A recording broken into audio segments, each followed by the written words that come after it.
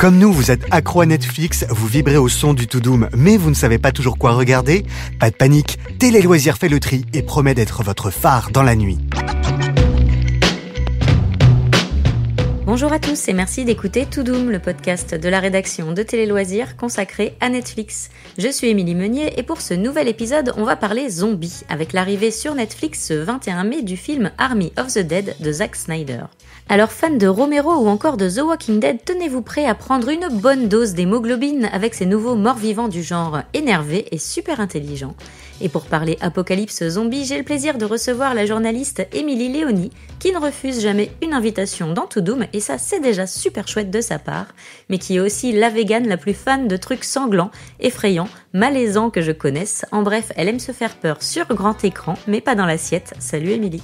C'est pas faux, comme dirait l'autre. En tout cas, je ne saurais mieux dire. Donc coucou Émilie, coucou tout le monde, merci pour cette nouvelle invitation, je suis ravie d'être avec vous. En fin d'émission, c'est l'actrice française Nora Arnezeder à l'affiche de ce Army of the Dead dans lequel elle flingue du zombie à tout va qui va nous révéler son dernier coup de cœur sur Netflix. Pour tous ceux qui ne remettraient pas de suite le réalisateur Zack Snyder, voici quelques titres qui devraient vous raviver la mémoire. 300, Watchmen, Man of Steel ou encore Batman vs Superman. C'est bon, vous voyez de qui on parle?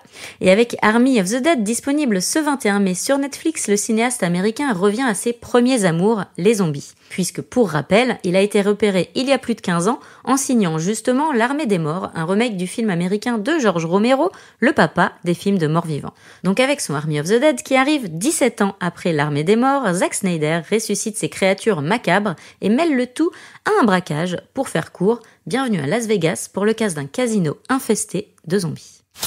Il y a 200 millions de dollars qui dorment dans une chambre forte sur le strip. Vous aurez une fenêtre de 32 heures pour les récupérer.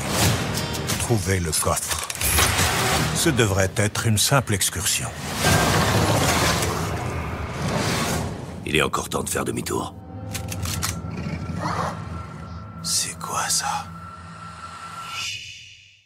Alors Émilie, qu'as-tu pensé de ce film et est-ce que tu le conseilles à nos auditeurs? Alors j'irai pas par 4 chemins. Quel kiff!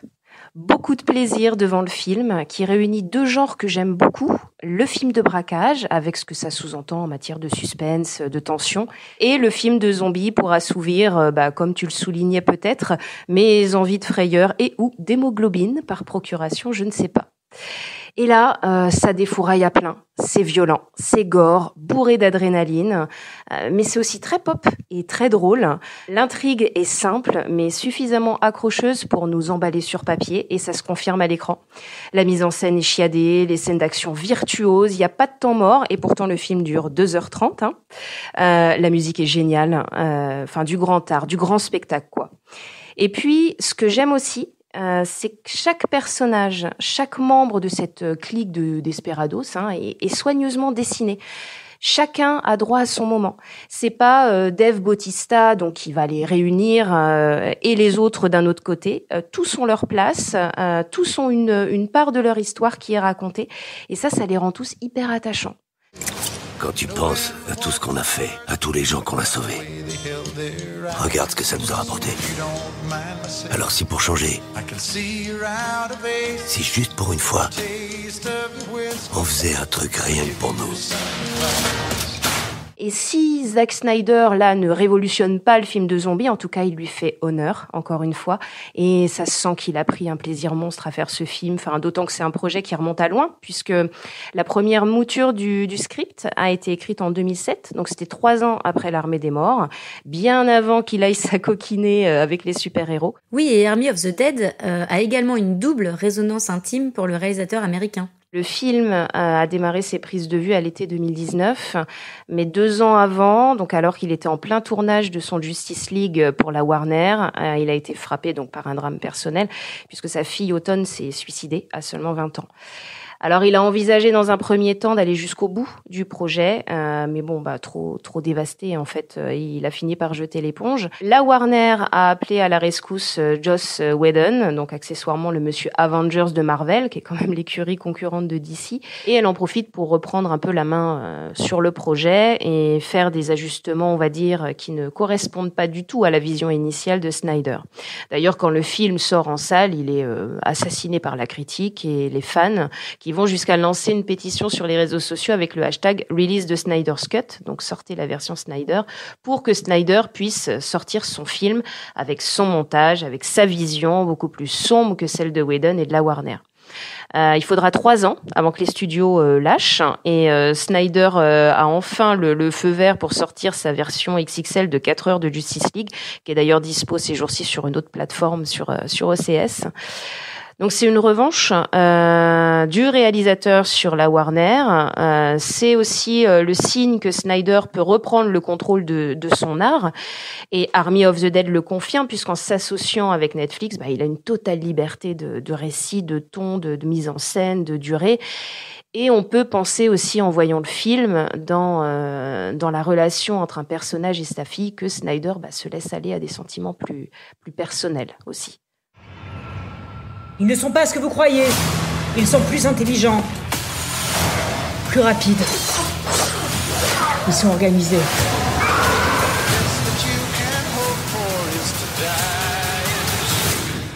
Oh, scheiße.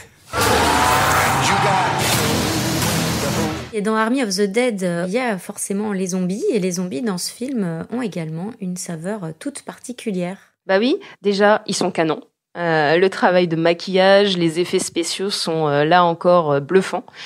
Et puis ce qui est intéressant, c'est qu'il y a 2 catégories de zombies chez Snyder. Il y a les boiteux, ou les morts-vivants de base, on va dire, totalement dénués de conscience puisqu'ils en veulent juste à notre peau ou plutôt à nos boyaux. Et il y a ceux qu'on appelle les alphas, qui sont des zombies intelligents, qui sans trop en dévoiler, donc fonctionnent un peu comme une armée, comme une nation presque dans le Las Vegas infesté du film, et c'est un peu leur royaume, quoi. Ce qui sous-entend même des deals donc avec les humains qui voudraient s'aventurer sur leur territoire. Mais je vais m'arrêter tout de suite parce que sinon je vais trop en dire. Pas de spoil. Et pour ceux qui en voudraient encore plus, 2 autres projets zombies arrivent bientôt, Émilie. Qu'est-ce que c'est? La vache, c'est un tigre zombie. C'est un truc de dingue. Exactement. Il y aura donc d'abord un film qui s'appelle Army of Thieves, j'espère que je le dis bien, qui est une sorte de spin-off préquel qui sera centré sur le personnage, alors très drôle, vous le verrez dans Army of the Dead, de Ludwig Dieter, qui est le petit génie qui sait ouvrir les coffres-forts et qui est joué, alors je vais essayer de prononcer correctement son nom, Matthias Schoenhofer. Et d'ailleurs, dans ce film, donc, qui devrait sortir, donc Army of Thieves, il devrait donner la réplique à Cocorico, Jonathan Cohen. Non, c'est pas une blague. Ouais. Et il y a un second projet qui est dans les tuyaux. Celui-là est baptisé Army of the Dead Lost Vegas. Et encore un préquel, mais là, ce sera en série d'animation cette fois, laquelle devrait nous en apprendre un petit peu plus sur les premiers instants après la contamination zombie. Donc on a hâte. Émilie, si l'on veut rester du côté des morts-vivants sur Netflix, tu nous conseilles de regarder également l'excellent film coréen Dernier train pour Busan, un jeu de massacre entre zombies agressifs et humains dans un train lancé à toute vitesse. Le train en direction de Busan va bientôt partir. S'il vous plaît, il y a un passager un peu louche. Une passagère fait un malaise en voiture 11. Il se passe quoi? Ce film est dingue, ce film est remarquable. Voilà, c'est dit, c'est tout. Non, comme tu dis, un jeu de massacre confiné, ça nous parle en ce moment, parce que construit en un huis clos dans un train. La gestion de l'espace est grandiose, le suspense, la tension haletante, les morts-vivants sont bien flippants. Il y a une dimension critique sociale, il y a de l'émotion aussi, puisque c'est aussi l'histoire d'un père qui se bat pour sauver sa fille. Et puis, il y a de la cocasserie, forcément, aussi dans le tragique, comme les Coréens savent très très bien le faire. Bref, je vous recommande, vous pouvez y aller les yeux fermés, enfin plutôt les yeux grands ouverts, parce qu'il faut se faire peur un petit peu. Pour résumer, si vous aimez le sang qui gicle de partout sur l'écran et les braquages qui tournent mal, vous allez certainement prendre votre pied, comme Emily, devant Army of the Dead. Et l'on vous conseille également de poursuivre la séance par un trajet mouvementé avec Dernier Train pour Busan.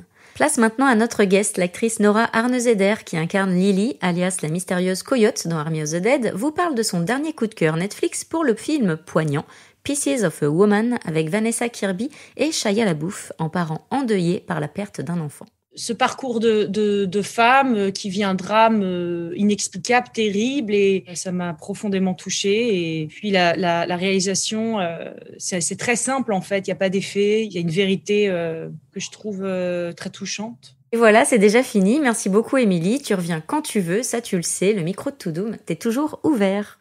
Eh ben, écoute, merci Émilie, et puis c'est toujours un plaisir de papoter avec toi et avec vous, donc à très bientôt j'espère. N'hésitez pas à nous donner votre avis sur Toudoum sur les réseaux sociaux, ainsi qu'à nous soutenir en likant et commentant ce podcast. Et si vous n'avez jamais assez de podcasts Previously par Alain Carazé, promet de vous révéler tous les secrets des grandes séries cultes. Vous pouvez retrouver ce podcast sur Deezer, Spotify, Apple Podcasts et toutes les plateformes de podcast.